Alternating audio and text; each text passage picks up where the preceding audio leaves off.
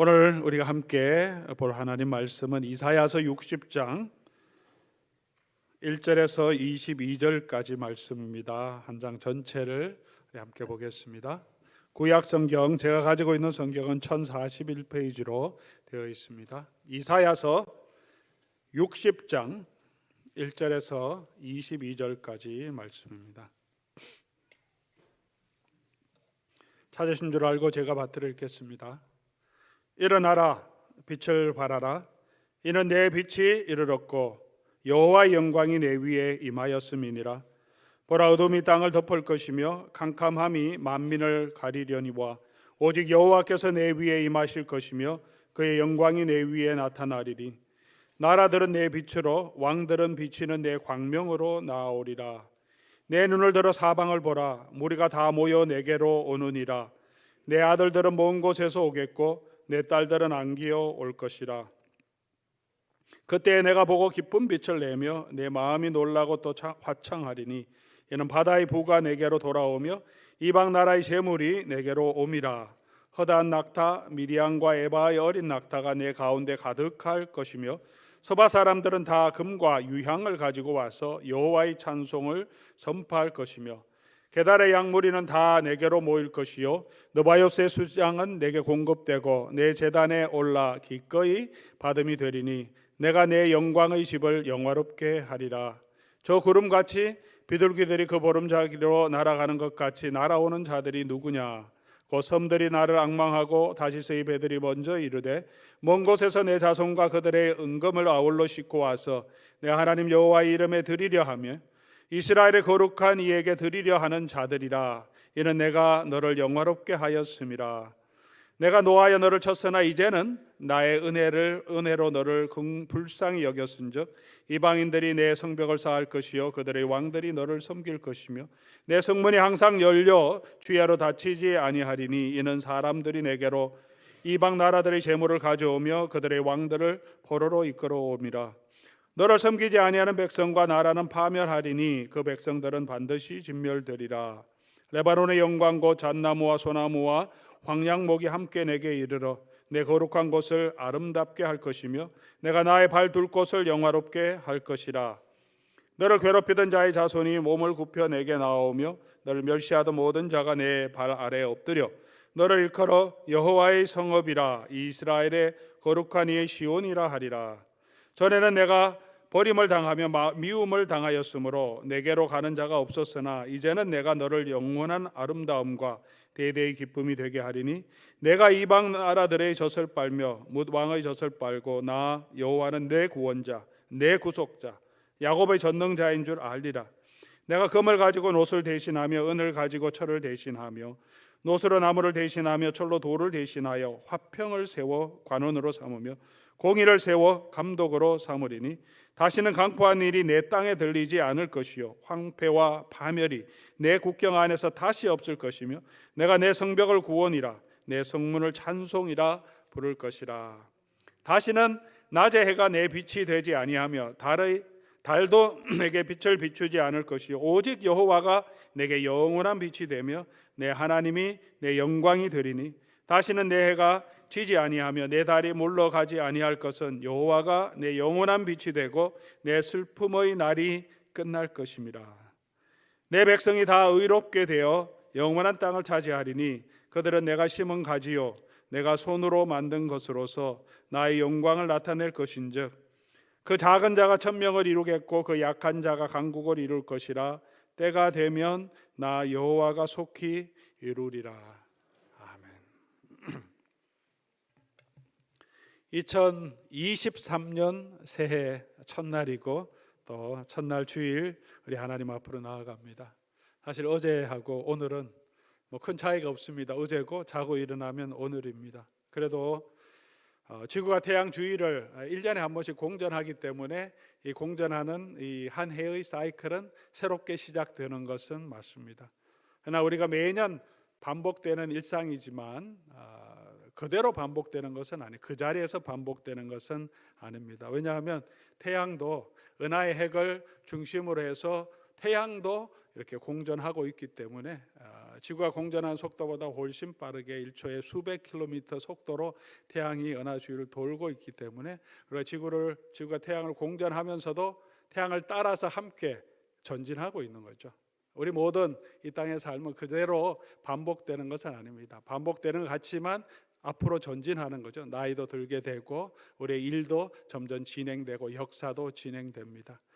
지구는 태양을 따라서 돌면서 앞으로 태양을 따라가듯이 오늘 우리의 삶은 그리스도의 주위를 따라 돌면서 그리스도께서 가시는 그 길로 함께 나아가는 그런 삶이어야 합니다. 우리 사랑하는 우리 로뎀의 교우 여러분, 그렇게 우리가 한 해를 그리스도를 따라서 하나님께서 우리에게 예비하신 더 나은 본향을 향하여 한 걸음 더 나아가는 저와 여러분 될 수 있기를 주의 이름으로 간절히 소원합니다. 2023년 주제가 무엇인지 여러분 아십니까? 예, 일어나라 빛을 발하라. 우리 같이 한번 해보겠습니다. 일어나라 빛을 발하라. 기도하는 가운데 새해를 계획하면서 이사야서 60장 1절 말씀 하나님께서 제 마음에 주셨습니다.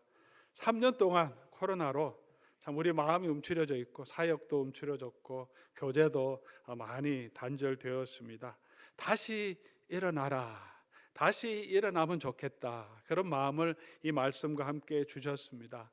올해 우리 사역이 계속 옛날에 이전에 했던 대로 돌아가지만 그럼에도 불구하고 우리가 다시 일어나기 위해서 5가지 새로운 사역을 올해 해보려고 합니다. 먼저는 아까도 조금 전에도 광고 드렸지만 새1회 특별 기도회를 1월에 가지려고 합니다. 다니엘이 새1회를 기도한 것처럼 새1회 동안 우리 하나님 앞에 나아가기를 원합니다. 토요 새벽 기도회 그리고 금요 저녁 기도회는 우리 모든 성도들 함께 연합해서 기도하는 시간으로 같이 오시고, 주중에 새벽 기도회, 저녁 기도회는 각자 편안한 시간에 오셔서 우리 새1회 동안 우리 하나님께 가지고 있는 여러분 개인의 가정의 기도 가지고 기도하시면 좋겠습니다. 새벽과 저녁 교회에서는 새1회 동안 계속해서 우리 경건회가 진행됩니다. 여러분께 우리 기도 제목, 중보 기도 제목을 적을 수 있도록 이렇게 용지를 나눠드렸습니다. 혹시 갖고 계시지 않은 분은 본당 입구에 비치되어 있습니다. 여러분 기록해 주시면 저는 이 새1회 동안 특별한 출타일이 없는 한은 교회에서 계속 화요일부터 토요일까지 있으면서 또 철야하면서 여러분 가지고 계신 기도의 제목 가지고 같이 붙들고 기도하겠습니다. 여러분께서 꼭 기록해 주시고 비공개로 하시면 우리 사역자들만 가지고 이 새1회 동안도 기도하고 1년 내내 응답될 때까지 함께 같이 기도하겠습니다. 그렇지 않으면 구체적인 기도는 없이 그냥 제가 아는 대로 이렇게 기도하지만 여러분 구체적인 여러분 가정에 개인적인 기도 제목이 있으면 그 기도를 붙들고 같이 기도해 드리기 위해서 중보 기도 카드를 마련했습니다. 여러분 기록하셔서 우리 중보 기도 신청함에 넣어주시면 전부 통합해서 이렇게 붙들고 함께 기도하겠습니다. 기도로 우리 교회가 다시, 저와 여러분이 다시 일어나는 그런 우리 역사가 있기를 바랍니다. 두 번째, 우리는 금요 찬양 집회를 올해는 하려고 합니다. 찬양에 대한 갈망도 있고 정말 하나님 앞에 뜨겁게 찬양하며 말씀으로 새로워지는 그런 부흥의 시간이 되기를 원합니다. 그래서 매 짝수달 넷째 금요일 날은 수요 기도회 대신 금요 찬양 집회로 모입니다. 2월 24일 첫 번째 시작됩니다. 여러분 많이 오셔서 우리가 영적으로 다시 부흥되는 은혜가 있기를 바랍니다. 또 한 가지는 우리 4월 22일, 23일 될 것 같습니다만 행복 나눔 초청 잔치라는 제목으로 우리가 계획하고 있습니다. 예수를 믿지 않는 분들 주변에, 그리고 친지들, 또 오랫동안 교회를 출석하지 않고 있는 우리 로뎀 교회 성도들, 그리고 주변에 있는 가나안 성도들, 그런 분들을 교회로 한번 초청하는 그런 계기를 마련하고자 합니다. 금요일에는 우리 안문 교수님 행복 콘서트로 음악을 듣고 간정도 들으면서 누구든지 편안하게 오셔서 같이 다시 한번 교회로 회복될 수 있도록 주일날도 그런 말씀으로 다시 우리 새로운 분들 또 오랫동안 낙심한 분들이 다시 일어나는 계기를 마련하고 우리 교회도 영적으로 또 양적으로 부흥하는 그런 계기가 되기를 바랍니다. 자세한 내용 또 앞으로 광고하겠지만 여러분 기도해 주시기 바랍니다. 또 한 가지는 청소년 사역을 위해서 다시 일어나는 우리 SFC 전국 대회를 우리가 개최합니다. 물론 저희 교회가 하는 것은 아니지만 우리 고신 교단에서 하긴 하지만 저희 교회가 제가 준비위원장이라서 3년 동안 계속 미뤄왔던 것을 올해 하려고 합니다. 샌디에고에서 있습니다. 지금 예상은 한 500에서 550명. 근데 제가 생각하기에는 훨씬 더 많이 올 것 같다는 생각이 듭니다. 이번 겨울 수련회도 기존보다 건 2배 이상 한 200명 가까이 학생들이 왔더라고요. 그래서 팬데믹 때문에 이렇게 큰 집회를 못 하다가 이런 게 있다고 하니까 많은 교회들이 이렇게 막 보내기를 원해서 아마 내년 여름에도 우리 전국 SFC 교회뿐만 아니라 고신 교회뿐만 아니라 샌디에고, LA 지역에 있는 많은 교회들이 동참하지 않을까 그런 생각이 듭니다. 기도하기는 우리 다음 세대가 영적으로 새롭게 일어나는 부흥하는 그런 일에 우리가 귀하게 쓰임 받기를 원합니다. 저와 또 우리 사역자들이 함께 참여하지만 온 교회가 같이 기도해 주셔야 되고 그렇게 저희를 사용해서 여러분이 이 사역을 섬기는 것이기 때문에 우리 사역으로 같이 기도해 주시기 바랍니다. 마지막으로 이번 올해 동안에는 선교와 긍휼 사역이 다시 일어나면 그런 해가 되면 좋겠습니다. 지난 3년 동안 팬데믹 때문에 사실 가장 많이 이제 못한 예배는 계속됐지만 선교 사역과 긍휼 사역을 우리가 잘 하지 못했습니다. 그것이 다시 회복되고 특별히 제가 선교지에서 로뎀 교회로 오면서 하나님이 제게 주신 비전은 선교의 비전을 가진 저에게 다시 로컬 처치로 오게 하신 것은 이 지역 교회를 통해서 하나님이 원하시는 선교를 계속하게 이어가게 하시는가 보다 그런 또 소명이 있었습니다. 그래서 선교하는 교회로 또 선교적인 교회로 이 교회를 세워가기를 원하는 그런 소망이 있었습니다. 처음 와서는 일단 교회가 안정되고 또 이렇게 더 말씀 안에 다 세워지는 것이 가장 먼저라고 생각해서 선교사 목사가 와갖고 막 선교로 드라이브 하는 것보다 교회를 안정시키는 게 더 중요하다고 생각해서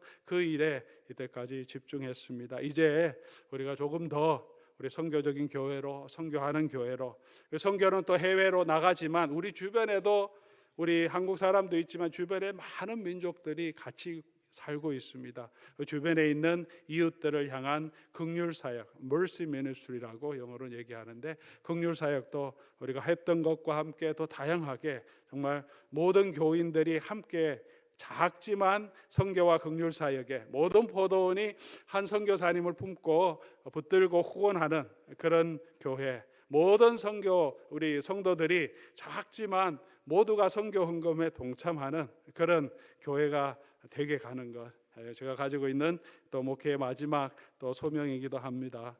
여러분 이런 일에 지금 다 할 수 있는 건 아니고요. 이제 그런 일에 새롭게 시작할 수 있도록 2023년도 그런 일을 조금씩 우리 세워가려고 합니다. 이 모든 일 가운데 하나님 함께해 주셔서 2023년 우리가 같이 일어나서 하나님께서 우리에게 주신 이 사명을 잘 감당하는 우리 로뎀 장로교회 될 수 있기를 간절히 소원합니다. 일어나라 빛을 발하라는 것은 사실 개인의 회복에 대한 말씀은 아닙니다. 하나님의 나라 백성에 대한 회복에 대한 이야기입니다. 오늘 14절 말씀 보면 너를 괴롭히던 자의 자손이 몸을 굽혀 내게로 나오며 너를 멸시하던 모든 자가 내 발 아래 엎드려서 너를 일컬어 뭐라고 말한다고요? 여호와의 성읍 이 예루살렘에 대한 지금 이야기예요. 너라고 하는 대상이 우리 개인 아니고 예루살렘, 너를 향하여 시온 거룩한 이의 시온이라 하리라.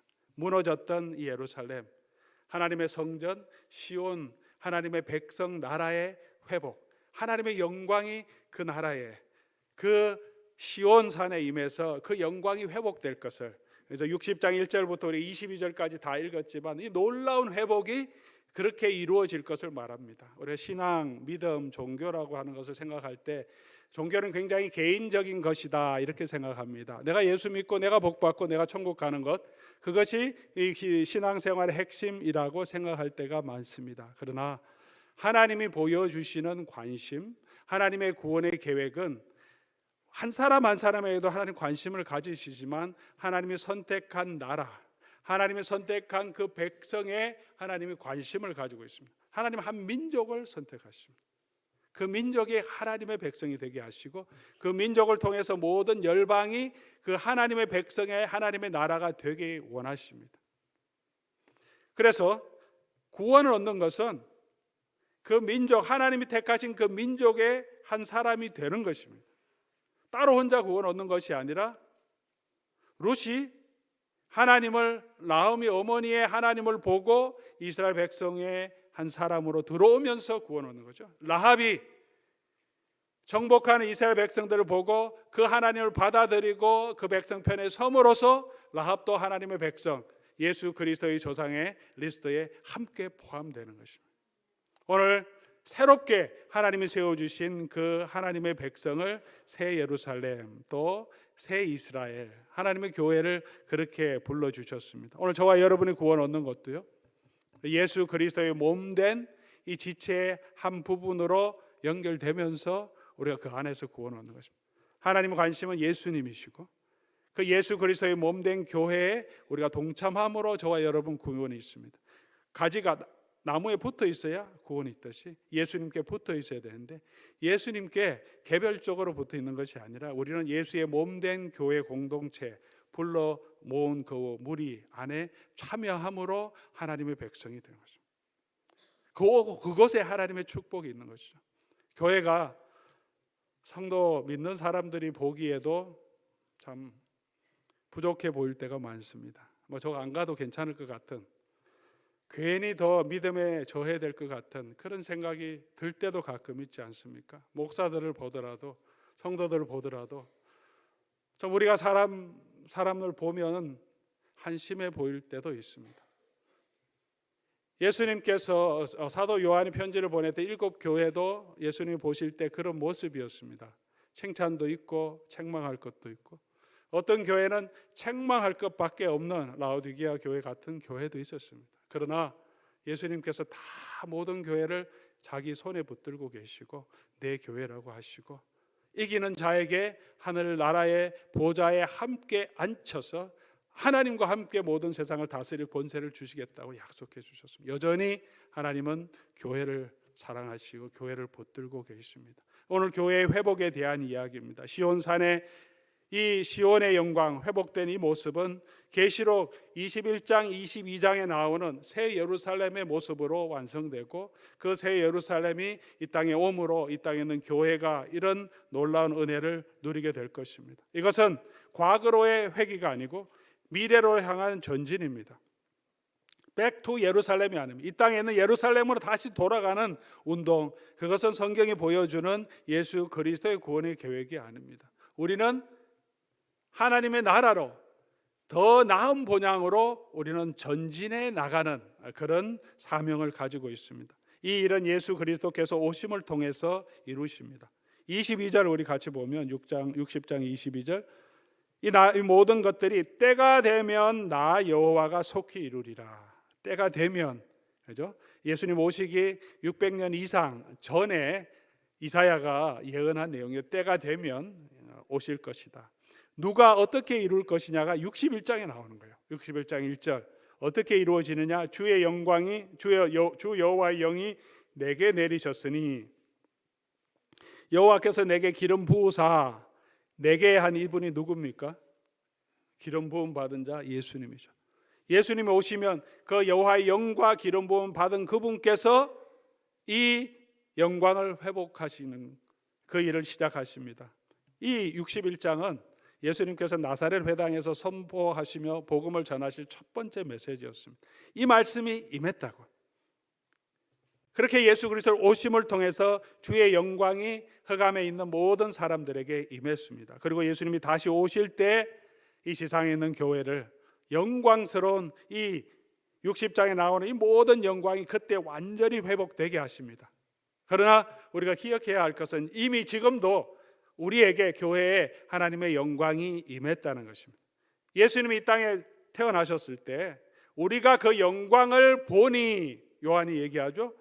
하나님의 독생자의 영광이고 은혜와 진리가 충만하더라. 제자들이 예수님의 영광을 보았습니다. 그 영광이 그들에게 임했습니다. 예수님의 기적, 예수님의 말씀을 통해서 하나님의 함께 하심을 보았습니다. 예수님의 오심으로 이 하나님의 나라의 은혜를 우리에게 베풀어 주셨습니다.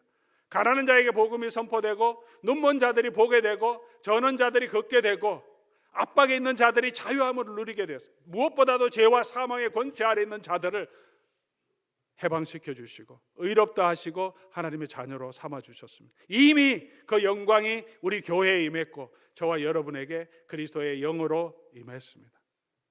그리고 예수님 다시 오실 때 온전하게 그 영광의 모습이 드러날 것입니다. 그러므로 오늘 우리가 해야 할 일은 무엇입니까? 일어나라, 빛을 발하라. 일어나라, 빛을 발하라 라고 말합니다. 먼저 우리가 일어나야 합니다. 일어나라고 하십니다.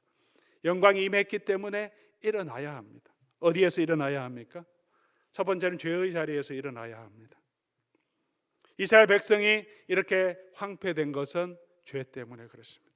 죄의 자리에서 돌이키라고 이사야는 말합니다. 돌아서서 하나님께로 나가야 합니다. 탕자는 아버지 관할 아래 있는 것, 아버지 뜻대로 사는 그 삶이 너무 싫어서 아버지를 버리고 떠났습니다. 그러나 그 자리에서 마음을 돌이켜서 아버지를 떠나 살던 그 삶에서 일어납니다. 돼지들과 함께 살던 그 자리에서 일어나서 아버지의 집의 풍족함, 아버지의 그 은혜를 기억하며 돌아옵니다. 돌아올 때 아버지께서 주시는 용서, 사랑, 그 은혜, 그 기쁨에 참여하게 됩니다. 사랑하는 교우 여러분, 그 하나님의 은혜는 멀리 있는 것이 아닙니다. 지금은 우리 마음이 하나님과 많이 멀리 떨어져 있는 것 같지만 하나님의 영광은 이미 우리에게 임했습니다. 그리스도의 성령은 우리 가운데 있습니다. 우리가 돌이켜 주께로 향하기만 하면 바로 그곳에 이미 주는 우리에게 와 계시고 우리를 안아주시고 우리를 용서하시고 우리에게 기쁨과 자유를 허락하십니다. 사랑하는 우리 교우 여러분, 우리가 그렇게 우리가 회개하지 않고 있던 죄의 자리에서 하나님보다 더 내가 붙들고 있고 내가 의지했던 그런 우상을 품고 있던 자리에서 하나님을 떠나서 내 계획대로 내 생각대로 내가 계획하는 것을 이루려며 사려고 했던 그런 삶의 자리에서 일어나서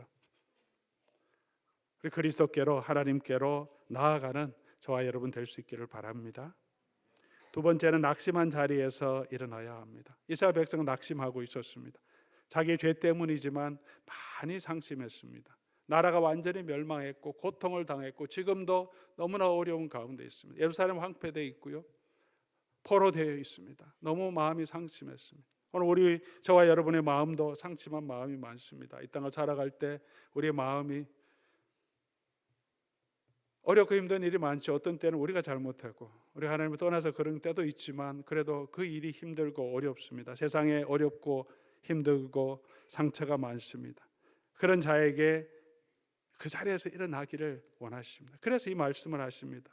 이사야서 40장에서부터 66장까지는 하나님의 회복에 대한 선포입니다. 그런데 40장 시작할 때 이렇게 말합니다. 위로하라, 내 백성을 위로하라. 너희는 예루살렘의 마음에 닿도록 위로하라. 하나님이 그렇게 상심한 그 백성을 향한 마음을 가지고 있습니다. 이 표현이 참 저희 마음에 왔는데, 마음에 닿도록. 우리가 누구를 위로할 때 잘 안 될 때가 있습니다. 상심이 너무 하면 아무리 위로하려고 해도 위로가 안 될 때가 있어요. 그런데 그런 마음 상태에 있는 이 하나님의 백성을 향해서 하나님께서 이사야와 하나님께 말씀을 주시면서 위로를 선포하는데 마음에 닿도록, 정말 너무 상심해서 하나님 한 번 선포해서 그 마음에 닿지 않으면 계속해서 위로될 때까지, 마음에 그 위로를 느낄 때까지 위로하라고, 그 자리에서 일어나도록 하나님께서 도우시겠다는 것입니다. 그래서 여러분 40장부터 오늘 본문까지 또 66장까지 쭉 읽어보십시오. 하나님이 계속해서 그 백성을 위로하는 메시지로 매 장마다 이어집니다.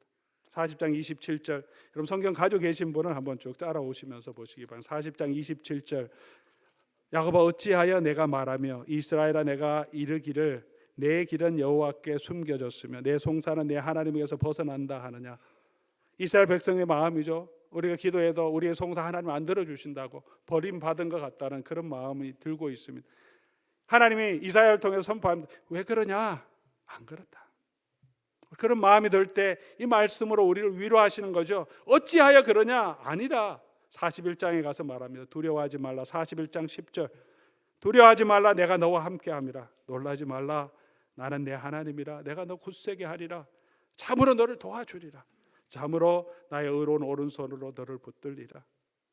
40장에서 안 되면 41장의 이 말씀으로 또 위로하시죠. 42장 가서 보면 내가 붙드는 나의 종 42장 1절. 내 마음에 기뻐하는 자 곧 내가 택한 사람을 보라. 나의 영을 그에게 부어주었은즉 그가 이방의 정의를 베풀리라. 이 사람이 그리스도의 모습이죠. 3절 가면 그가 이 예수님이 오실 메시아가 상한 가글대를 꺾지 아니하며 꺼져가는 등불을 끄지 아니하고 진실로 정의를 시행할 것이며.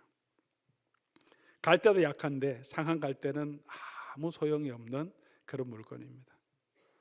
대를 짤 수도 없습니다. 상해버리면. 그런 상한 갈대도 꺾지 아니하시고 돌봐주신 하나님의 마음이라는 거죠. 43장 1절 너는 두려워하지 말라. 내가 너를 구속하였고 내가 너를 지명하여 불른 날이 너는 내 것이다. 하나님이 선포하십니다. 좌절하고 낙심하 있는 그런 백성들 너는 내 거다. 다시 일어나라. 53장 6절 어떻게 그렇게 삼아주셨습니까? 우리는 다 양 같아서 그릇 행하여 자기 길로 갔지만 여호와께서 우리 모두의 죄악을 그에게 담당하심으로 우리를 이 하나님의 것으로 보배롭고 존귀하게 우리를 붙들어 주신다고 약속해 주십니다. 계속해서 위로하시고 또 위로하십니다. 사랑하는 교우 여러분, 우리 마음이 낙심되어 있을 때 이 하나님을 바라보고 위로하시는 이 하나님 말씀 붙들고 다시 일어나시기 바랍니다. 세 번째로는 손을 놓고 있던 자리에서 일어나야 합니다. 이스라엘 땅은 황폐한 땅이라고 말합니다. 일어나서 다시 메말랐던 그 땅을 기경하라고 말합니다. 우리가 일어나야 할 것은 다시 내가 소홀했고 내가 손을 놓고 있던 그 일을 일어나서 다시 감당하라는 것입니다. 예배의 자리가 우리가 소홀히 됐다면 회복해야 합니다. 기도의 자리가 소홀히 됐다면 손을 놓고 있었다면 그 자리도 회복해야 합니다. 첫사랑이 많이 식어버렸다면 그것도 회복해야 합니다. 우리를 불러주신 그 직분에 내가 소홀했다면 그것도 우리가 다시 일어나서 이제 다시 일어나서 그 일을 다시 시작해야 합니다. 사랑하는 교우 여러분, 2023년 우리가 이런 죄의 자리에서 하나님을 떠나 있던 그 자리에서 우리 상심한 그 자리에서 또 손을 놓고 있던 그 자리에서 다시 일어나는 저와 여러분 될 수 있기를 간절히 소원합니다. 그리고 일어나서 뭘 해야 합니까? 빛을 발해야 합니다. 일어나서 빛을 발해야 합니다. 우리는 발광체가 아니라 반사체입니다. 너무나 잘 아는 말씀이죠. 하나님의 영광이 임했기 때문에 우리가 일어나서 우리의 빛을 발하는 것이 아니라 임한 그 영광, 여호와의 영광을 그 백성은 반사체로 보여주는 것입니다. 때로는 우리가 이 세상을 살아가면서 여러분 그 수동으로 하는 배럴이 혹시 기억하시면 막 돌리면 불이 나오죠. 막 돌리면 그래서 라이터를 이렇게 켤 수 있습니다. 그렇게 막 축전하는 것, 그렇게 우리가 우리 스스로 뭔가 빛을 내려고 뭘 해보려고 했으면 조금만 돌려도 너무 힘듭니다. 그런데 우리 여기서 라스베가스 쪽으로 가다 보면 오는 길에 그 태양열 발전소가 있죠. 태양열 발전소에 엄청나게 패널이 있는데 가운데 큰 탑을 쌓아놓고 거기에 집중해서 그 빛을 밑으로 이렇게 쏘게 만듭니다. 근데 그 빛이 얼마나 비춥니까? 어떤 이 전기로 해서 빛을 비추는 것보다 그 빛이 여러분 가실 때 보면 엄청나게 빛나죠. 반사체지만 그 어떤 전기 불보다 더 밝은 것도 있습니다. 더 아름다운 것도 있습니다. 그 반사하는 그 빛이 어떠냐에 따라 그렇습니다. 우리에게 임한 그 영광을 우리는 이 땅에 비춰야 합니다. 일어나라 빛을 발하라고 하십니다.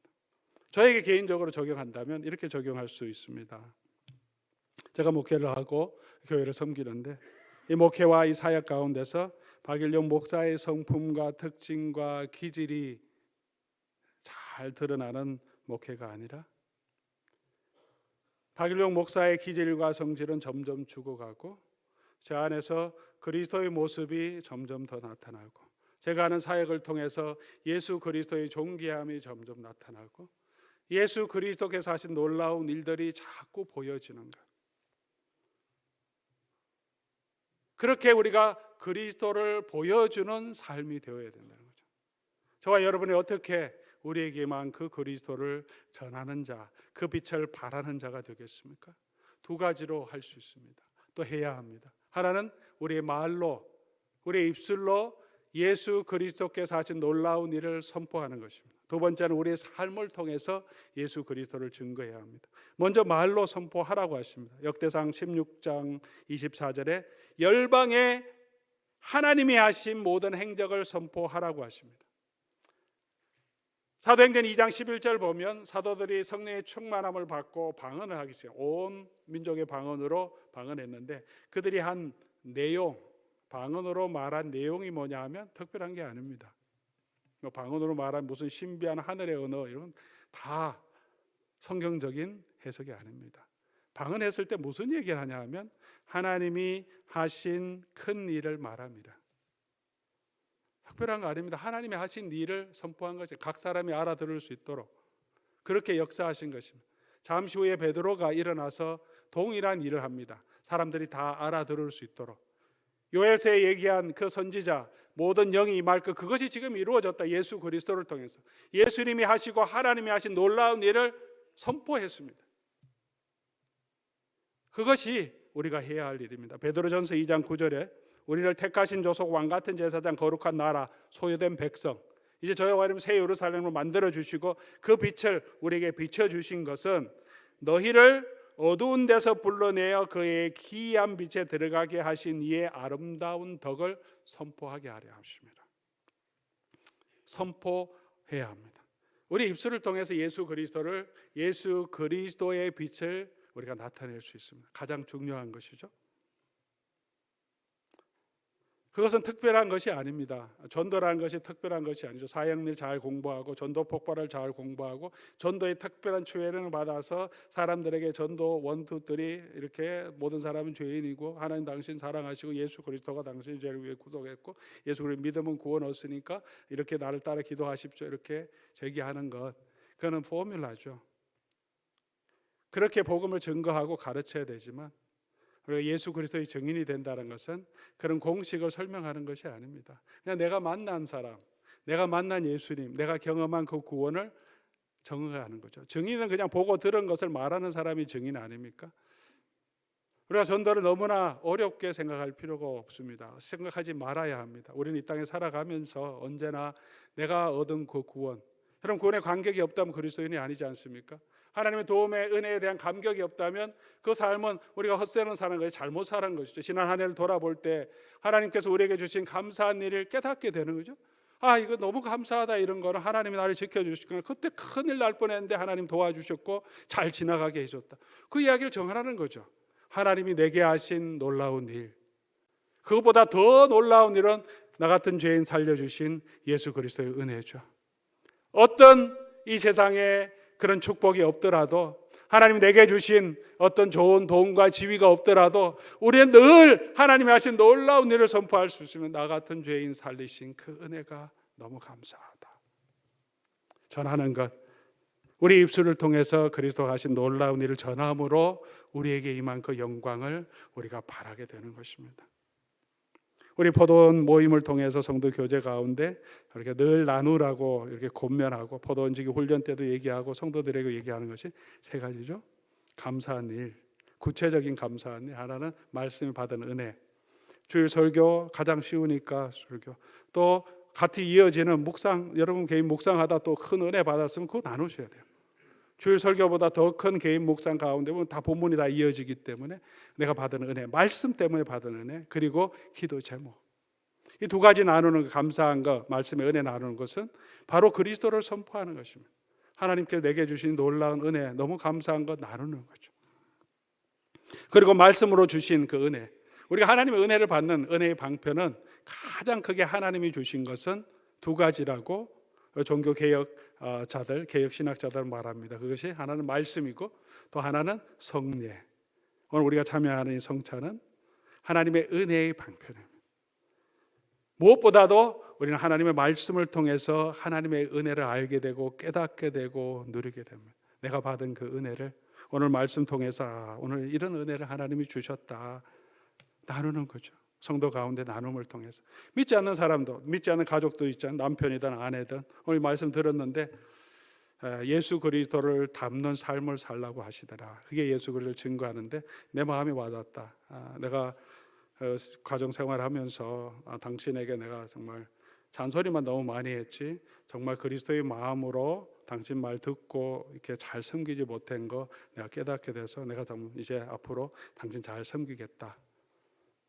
그거보다 더 파워풀한 그리스도의 능력을 전하는 게 어디 있겠습니까? 전도가 없습니다. 그리스도께서 그 삶 가운데 역사했던 그것을 그로 하여금 보게 하는 거죠. 말을 통해서 그렇게 나눕니다.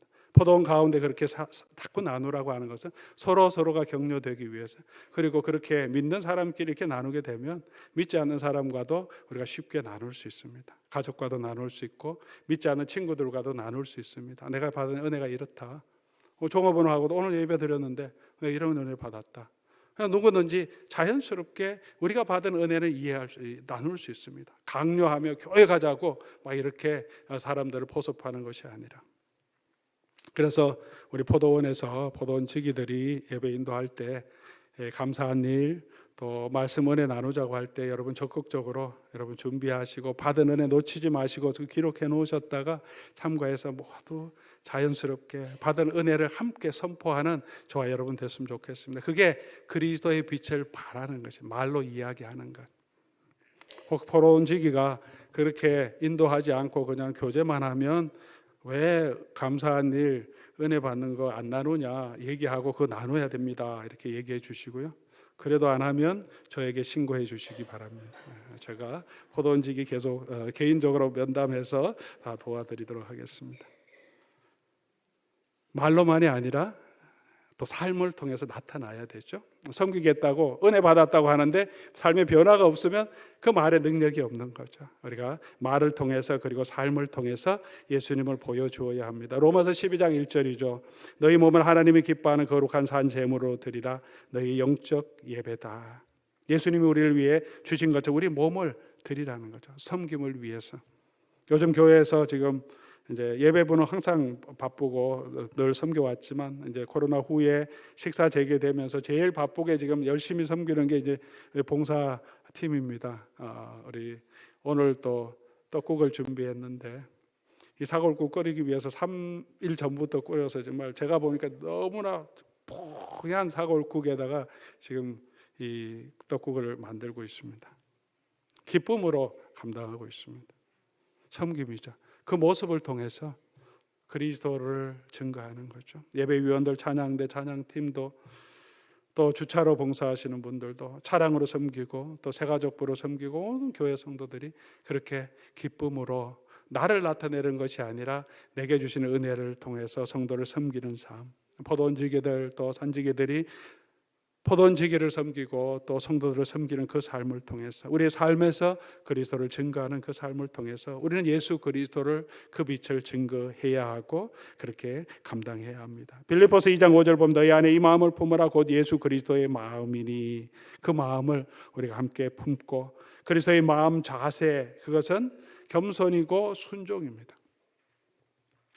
우리가 어떻게 그리스도를 존귀하게 우리 몸을 통해서 드러냅니까? 누구를 존귀하게 생각한다는 것은 가장 분명하게 나타나는 것은 그 사람의 말을 듣느냐 안 듣느냐에 따라 나타납니다.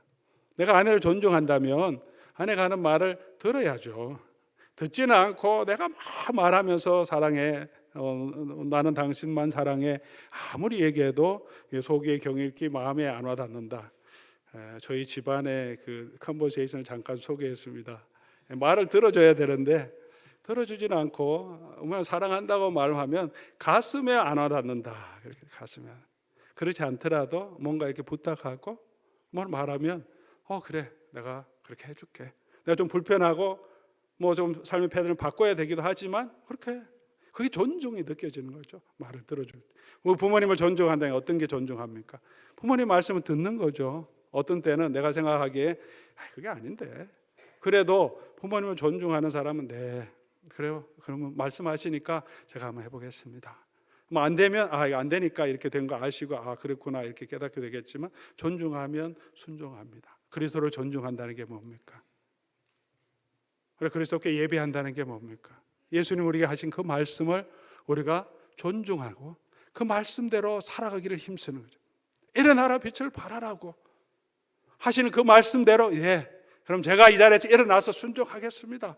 순종으로 나아감을 통해서 우리 속에서 우리가 아니라 그리스도가 존귀한 것을 드러내게 되는 거죠. 우리의 삶을 통해서 그렇게 예수 그리스도를 증거하는 예수 그리스도의 영광을 나타내는 저와 여러분 될 수 있기를 주의 이름으로 간절히 소원합니다.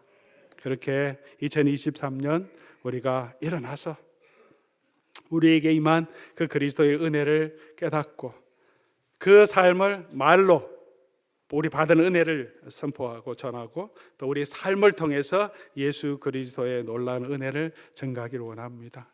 저의 사명은 2023년에도 여전히 예수 그리스도를 증거하는 것이죠.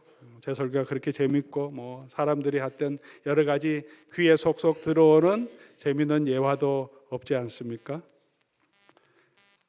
집중해서 듣지 않으면 가끔씩 잠에 빠지는 분도 계신데 그럼에도 불구하고 제 마음에 제가 하기를 원하고 기도하는 것은 예수 그리스도를 증거하는 것입니다.